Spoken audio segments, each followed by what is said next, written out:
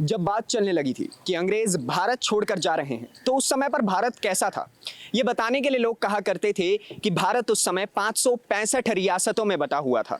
लेकिन इस समस्या से निजात पाने के लिए गांधी ने सरदार पटेल को बुलाया और उनसे कहा कि तुम ही हमारी इस समस्या में मदद कर सकते हो। सरदार पटेल ने हामी भरी, जिसके बाद सन 1947 आते आते 565 में से 550 रियासत हिंदुस्तान के साथ विलय कर चुके थे। और इन सब के बीच एक बड़ा नाम ऐसा भी है जिसको आज के भारत के नक्शे का जिम्मेदार माना जाता है। वो नाम है वीपी मेनन का। आज हम उन्हीं के बारे में जानेंगे।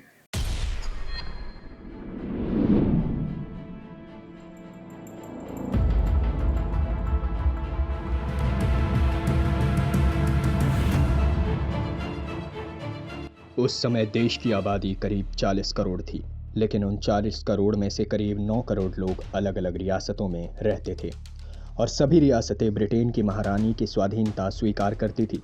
यहाँ से मिलने वाली कर की जगह इन्हें ब्रिटेन से एक मुश्त पैसा मिलता था। उस समय की सबसे बड़ी रियासत हैदराबाद थी और बाबरी सबसे छोटी रियासत थी। बाकी की आबादी ब्रिटिश इंडिया सरकार के अधीन आती थी। फिर सरदार पटेल और वीपी मेनन ने इन रियासतों को एक एक करके ब्रिटिश इंडिया में मिलाया था, जो कि बाद में चल के भारत बना।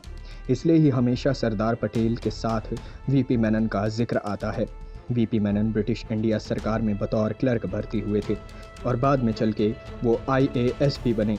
लेकिन उन्हें उनके दो प्रमुख कार्यों की वजह से जाना जाता है। पहला, माउंटबेटन के साथ मिल करके भारत को अलग करना, और दूसरा, भारत को एकजुट करना सरदार पटेल के साथ मिलकर के। दोनों में कितना बड़ा डिफरेंस है ना। लेकिन उसके बावजूद भी अंग्रेजी अफसर उनकी खूब इज्जत किया करते थे, क्योंकि वो भारत की संप्रभुता को बहुत अच्छे से समझते थे।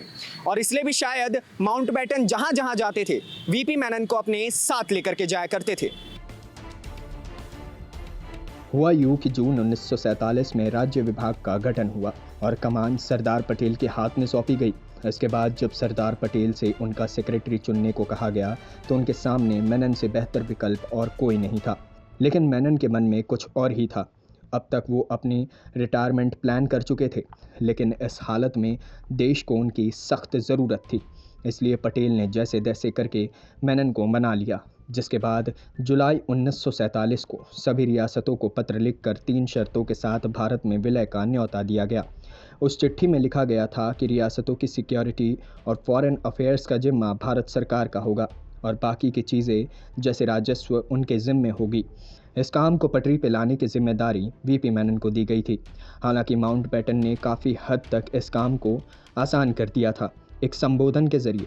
वो संबोधन अलग होती रियासतों के नाम था, जिसमें उन्होंने कहा था कि आने वाले समय के लिए इंग्लैंड की महारानी के प्रति उनकी वफादारी ख़त्म होती है और वो जल्द से जल्द अपना भविष्य तय कर ले और उन्हें भारत में शामिल होना है या फिर अलग रहना है, ये भी तय कर लें।